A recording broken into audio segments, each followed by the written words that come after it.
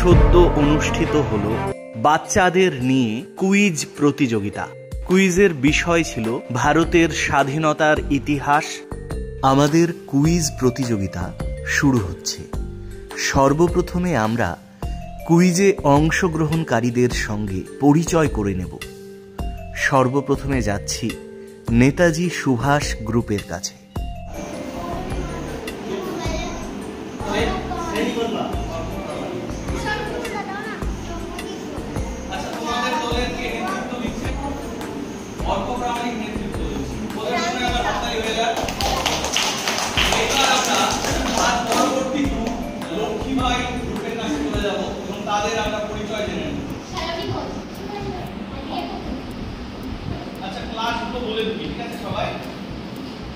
তারপর তৃতীয় গ্রুপে আমরা যাব।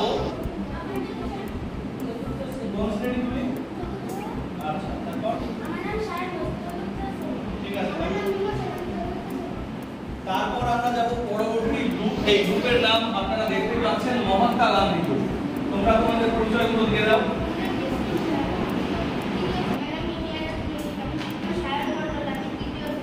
এইবার আমরা আমাদের সর্বশেষ গ্রুপ বাঘাযতীন গ্রুপের নাম আমরা এবং তাদের পরিচয় জেনে নেব। কি নাম? প্রত্যাশা মণ্ডল। সকলের বলবো একবার হাততালি হয়ে যাক। এবার আমরা কুইজ প্রতিযোগিতার সঙ্গে জড়িত প্রত্যেকের নাম একে একে জেনে নেব। স্কোরবোর্ডে রয়েছেন বিদ্যালয়ের শিক্ষক সঞ্জীব মণ্ডল, আমাদের বিদ্যালয়ের শিক্ষিকা মঞ্জু ম্যাম।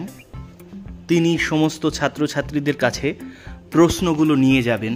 এছাড়া আমাদের সঙ্গে রয়েছেন মাননীয় প্রধান শিক্ষক মহাশয় নীতিশ মণ্ডল এবং আমাদের এই ক্যামেরার পেছনে রয়েছেন বিদ্যালয়ের শিক্ষক প্রদীপ্ত ঘোষ। এবং সমগ্র অনুষ্ঠানটি পরিচালনার দায়িত্বে রয়েছি আমি শুভশীল। যাই হোক, আর বিলম্ব না করে আমরা এবার শুরু করে দেব। আমি সর্বপ্রথমে আমাদের কুইজ প্রতিযোগিতার নিয়মগুলি তোমাদের বুঝিয়ে দেব। আমাদের সমগ্র কুইজ প্রতিযোগিতাটি 4টে রাউন্ডে শেষ হবে। প্রথম রাউন্ডে যদি ক্লকওয়াইজ প্রশ্ন করা হয়, তাহলে পরবর্তী রাউন্ডে অপোজিট ডিরেকশন থেকে অর্থাৎ অ্যান্টি ক্লকওয়াইজ প্রশ্ন করা হবে। সরাসরি প্রশ্নের মান 5 নম্বর, এতে কোনো নেগেটিভ মার্কিং নেই। বোনাস প্রশ্নের 2 নম্বর। বোঝা গেল? আমাদের শুরু হচ্ছে প্রথম রাউন্ড। প্রথম রাউন্ডে আমাদের প্রশ্ন শুরু হবে নেতাজি সুভাষ গ্রুপ থেকে। আমরা মঞ্জুকে অনুরোধ করব প্রশ্ন নিয়ে। প্রশ্ন কোন স্বাধীনতা সংগ্রামী গান্ধী নামে পরিচিত? তোমাদের সময় শুরু হচ্ছে এখন। সময় চলে যাচ্ছে, সময় কারোর জন্য অপেক্ষা করে না। না পারলে পাস করবে। মহাত্মা গান্ধী, তিনি গান্ধী নামে পরিচিত। তাই বলছেন একদম ভুল উত্তর হয়েছে, কোনো নম্বর পাচ্ছে না, তারা শূন্য পেল এবং প্রশ্নটি পরবর্তী গ্রুপের কাছে বোনাস হিসেবে চলে যাচ্ছে লক্ষ্মীবাই গ্রুপের কাছে। এর জন্য সময় পাওয়া যাবে না বেশি। তোমরা না পারলে পাস করে দেবে। বলো। মাতঙ্গিনী হাজরা। একদম সঠিক উত্তর, মাতঙ্গিনী হাজরা। সঠিক উত্তর দিলে আমাদের লক্ষ্মীবাই গ্রুপ 2 নম্বর বোনাস পেয়ে গেল। এবার আমাদের বন্ধু ম্যাম যাবে লক্ষ্মীবাই গ্রুপের কাছে প্রশ্ন নিয়ে। দেখা যাক কি প্রশ্ন তাদের জন্য অপেক্ষা করছে। আমাদের স্বাধীনতার ইতিহাসে সিপাহী বিদ্রোহ একটি উল্লেখযোগ্য ঘটনা এবং সিপাহী বিদ্রোহকে স্বাধীনতার প্রথম যুদ্ধ হিসেবে বর্ণনা করা হয়। ঠিক আছে? এই সিপাহী বিদ্রোহ কবে হয়েছিল? সিপাহী বিদ্রোহ কবে হয়েছিল?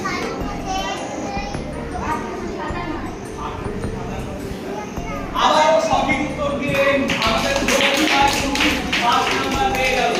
পরবর্তী প্রশ্ন যাচ্ছে বিনয় বাদল দীনেশ গ্রুপের কাছে। বিবাদী গ্রুপের কাছে স্বাধীনতা সংগ্রামীদের মধ্যে ক্ষুদিরাম বসু এক উল্লেখযোগ্য নাম। সেই ক্ষুদিরাম বসু ফাঁসি হয়েছিল আমরা প্রত্যেকে জানি। বসু কবে শাসন হয়েছে? তোমাদের সময় শুরু হচ্ছে এখন। সময়টি খুবই কিছুদিন আগে।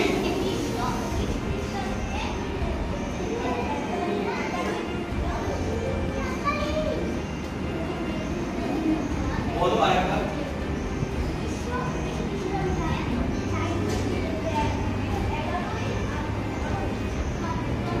আচ্ছা, ও এই উত্তরটি পার্শিয়ালি ঠিক দিয়েছে, মানে তুমি সালটা ভুল বলেছো, কিন্তু ডেটটা সঠিক হয়েছে। 1908 খ্রিস্টাব্দের 11ই আগস্ট। এই জন্য আমরা ওকে একদম মর্মাহত করবো না, আমরা ওকে অর্ডার নাম্বার দিয়ে দেবো। উত্তরটি হবে 1908 খ্রিস্টাব্দের 11ই আগস্ট। ও যেহেতু 11ই আগস্ট বলেছে এবং কিছুদিন আগে আমাদের বিদ্যালয়েও পালিত হয়েছে টুকরামের মৃত্যু দিবস, তো সেই জন্য ওরা 2.5 নাম্বার পেয়ে যাবে। ওদের জন্য একবার হাততালি হয়ে যাক। সঠিক উত্তর হলো 1908 খ্রিস্টাব্দের 11ই আগস্ট।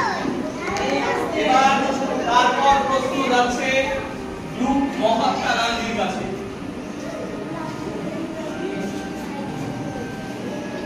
তোমাদের প্রশ্ন, অ্যান অটোবায়োগ্রাফি এটি একটি আত্মজীবনীমূলক লেখা।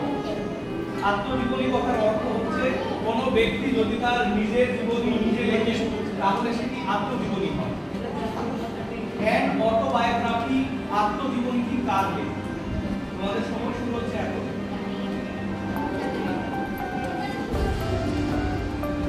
নেতাজি সুভাষচন্দ্র বসু। একদম ভুল উত্তর দিয়েছে আমাদের মহাত্মা গান্ধী। এবার প্রশ্নটি পরবর্তী গ্রুপের কাছে চলে যাবে বোনাস হিসেবে এবং ওদের জন্য নম্বর 0। বাধা যদি বলো কোথা পাবে? বলো। আবারও ভুল উত্তর দিয়েছে, কিন্তু তারা কোনো নম্বর পাবে না। পরবর্তী গ্রুপের কাছে প্রশ্নটি যাচ্ছে নেতাজি সুভাষ গ্রুপ।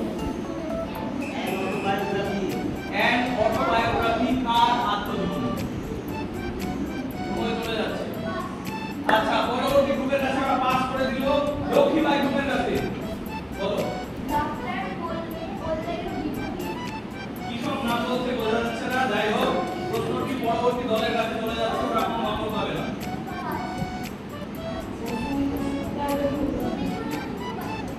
না, ভুল উত্তর।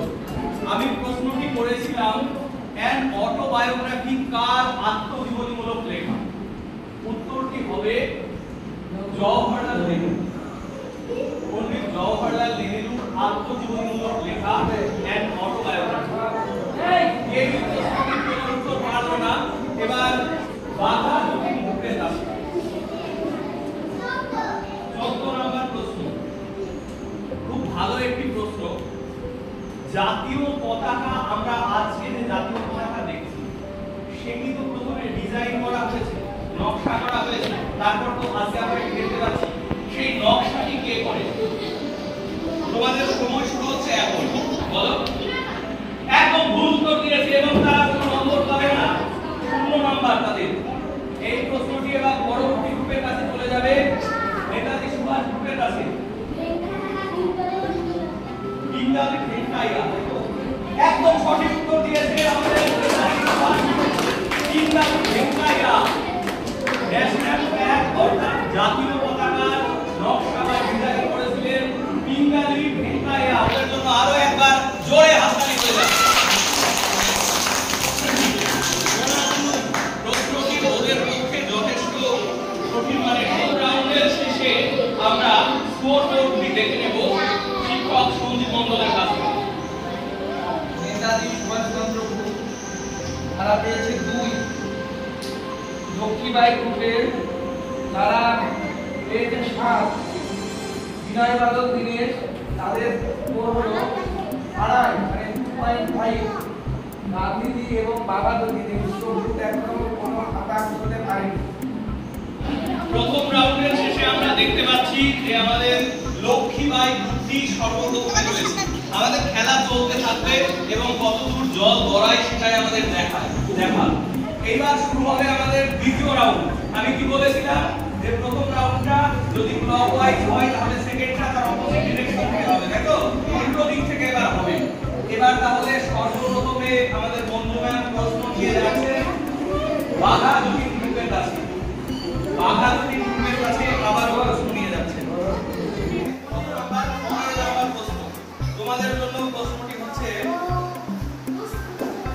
ভারতবর্ষ স্বাধীনতা লাভ করে 1947 খ্রিস্টাব্দের 15ই আগস্ট, সেই দিন প্রথম জাতীয় পতাকা কোথায় উত্তোলন করা হয়েছে? আস্তে বাকিরা চুপচাপ থাকবে। দিল্লির লাল কেল্লা, একদম সঠিক উত্তর দিয়েছে আমাদের বাবা, এবং আবার 5টি নাম্বার তারা পেয়ে গেল। এবার পরবর্তী প্রশ্ন,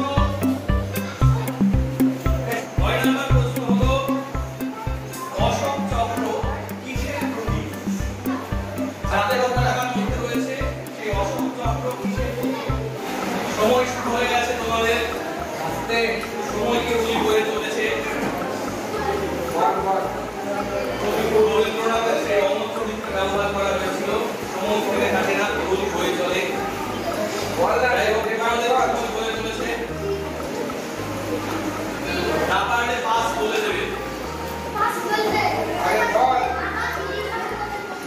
হ্যাঁ, প্রসাদ,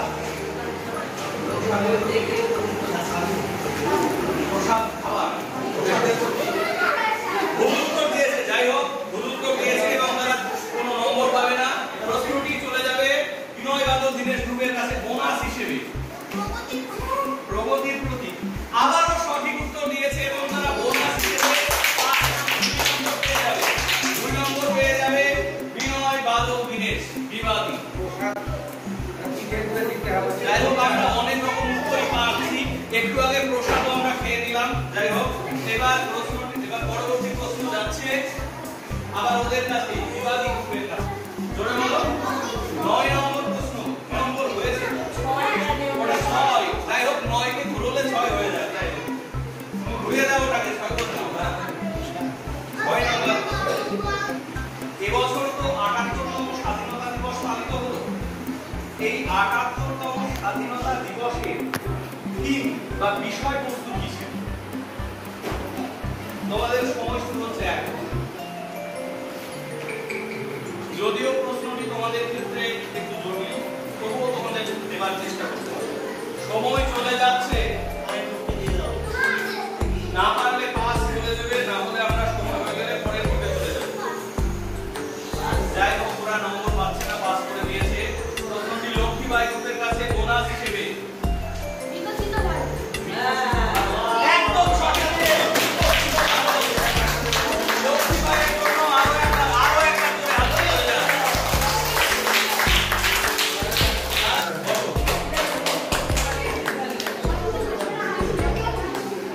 লক্ষ্মীবাঈ গ্রুপের কাছে সরাসরি প্রশ্ন, স্বাধীন ভারতের প্রথম রাষ্ট্রপতি কে ছিলেন?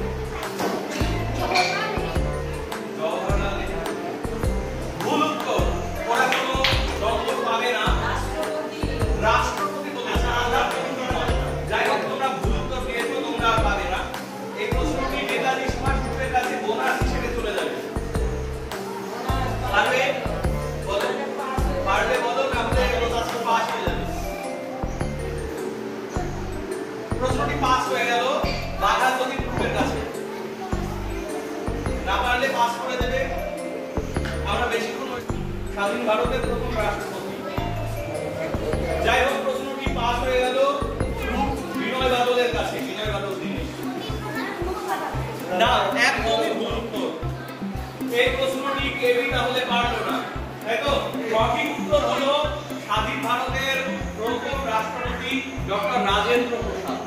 ডক্টর রাজেন্দ্র প্রসাদ, তোমরা সবাই জেনে রাখো, ঠিক আছে? এবার এই রাউন্ডের শেষ প্রশ্ন নেতাজি সুভাষ গ্রুপের কাছে।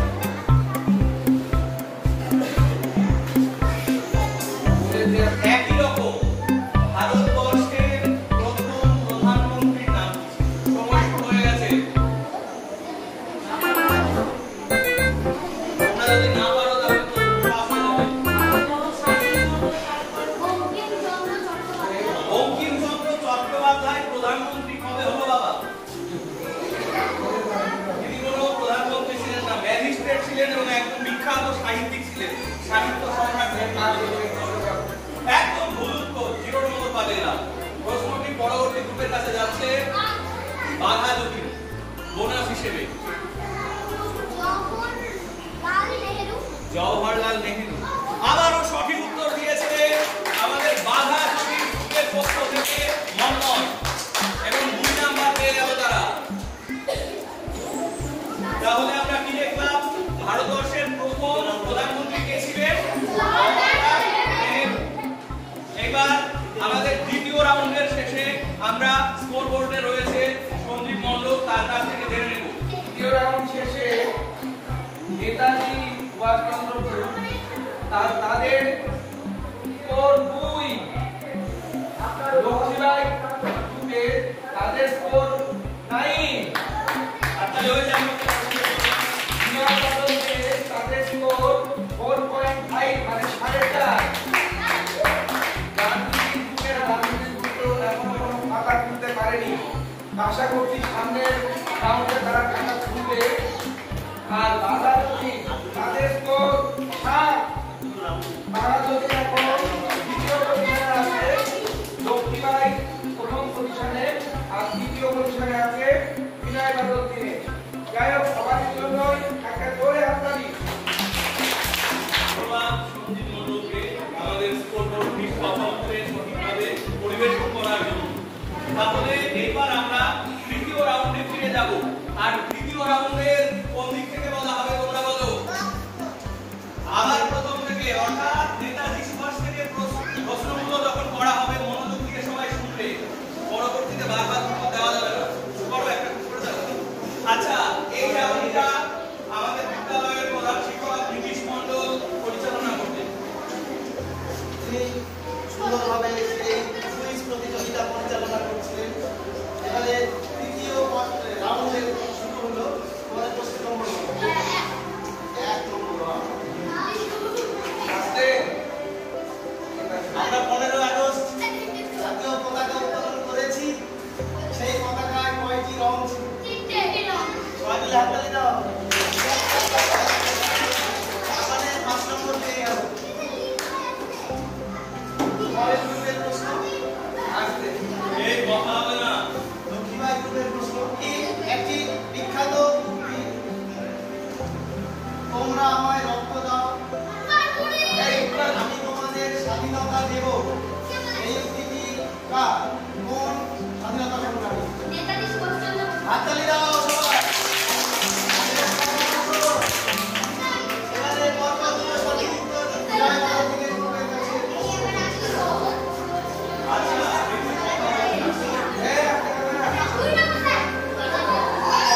তাদের প্রশ্ন হলো, জাতীয় পতাকার মধ্যে যে অশোক চক্রটি রয়েছে সেই চক্রে কতগুলি দণ্ড রয়েছে?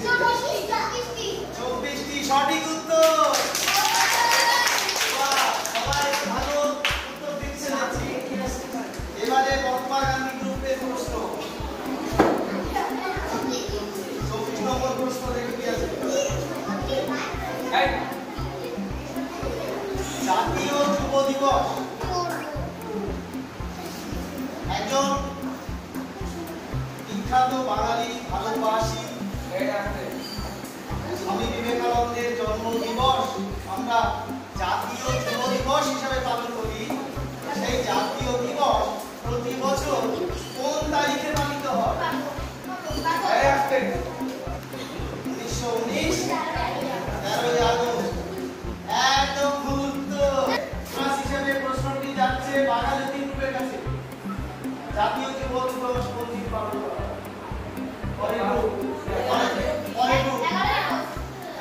পরের গ্রুপ। এই প্রশ্নের উত্তর দিয়ে দিতে পারলো না, তারিখ কি হবে? 12ই জানুয়ারি। বাঘাযতীন গ্রুপের কাছে এই পর্বের শেষ প্রশ্ন। স্বাধীনতা সংগ্রামের একটা খুব মর্মান্তিক একটি ঘটনা ঘটেছিল স্বাধীনতা সংগ্রামের মধ্যে, সেটি হচ্ছে জালিয়ানওয়ালাবাগের হত্যাকাণ্ড। হ্যাঁ, সেই হত্যাকাণ্ডে একটা আবদ্ধ জায়গায় এরকম যেমন আছি আমরা, সেখানে একটা মিটিং চলছিল, তাতে ইংরেজ বাহিনী গুলি চালিয়ে নিরীহ মানুষকে হত্যা করেছে। সেই জালিয়ানওয়ালাবাগের হত্যাকাণ্ড কবে ঘটেছিল? একদম ভুল উত্তর। 1978 এরা শূন্য পেল বাঘাযতীন গ্রুপ। পরের গ্রুপের কাছে যাচ্ছে প্রশ্নটি বোনাস হিসেবে। বলো 1857 ভুল উত্তর। পরের গ্রুপের কাছে যাচ্ছে প্রশ্নটা। একদম ভুল উত্তর না। এই বকবাগান গ্রুপ 19 খ্রিস্টাব্দের তারিখটা বলতে পারবে? 13 এপ্রিল। এরা অনেকটা কাছে চলে গিয়েছে। সারা সঠিক বলেছে, বোনাসটা দেওয়া হোক। 13 এপ্রিল। দ্বিতীয় রাউন্ডের শেষে দেখি স্কোরবোর্ড কি বলছে। দ্বিতীয় রাউন্ড শেষে বেশ কিছু পরিবর্তন দেখা যাচ্ছে। তাদের স্মৃতিতে 7 নাম্বার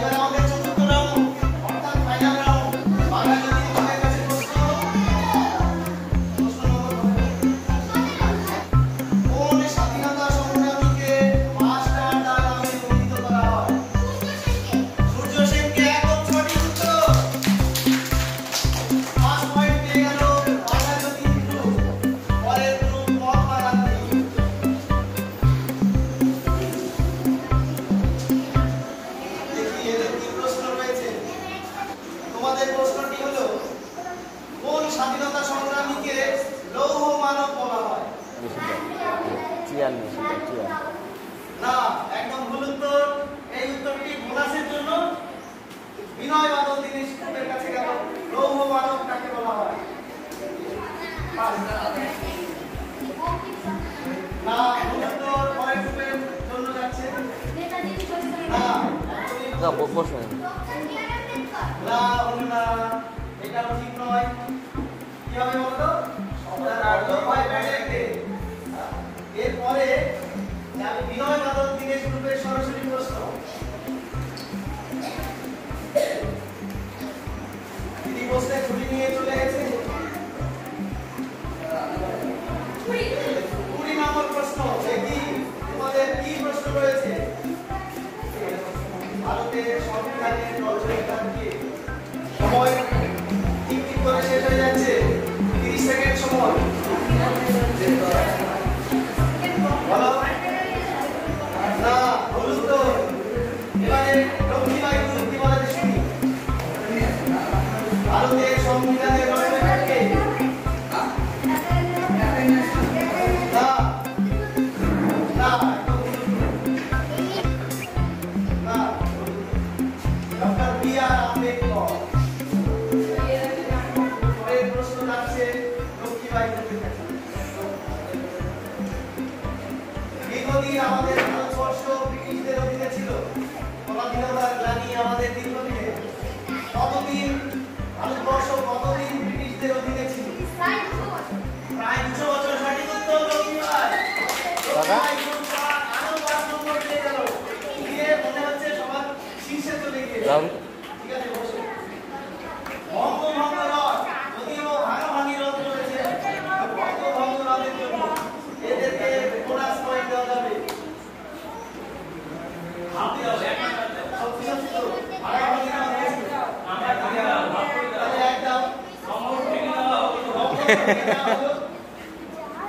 এবার শুভ হয়েছে, বাকি অংশটুকু পরিচালনা করুন।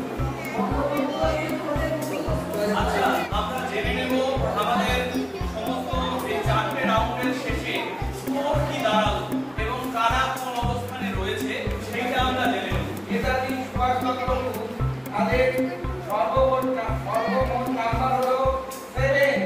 হাততালি হয়ে যায় একবার নেতাজি সুভাষচন্দ্র বসুর জন্য।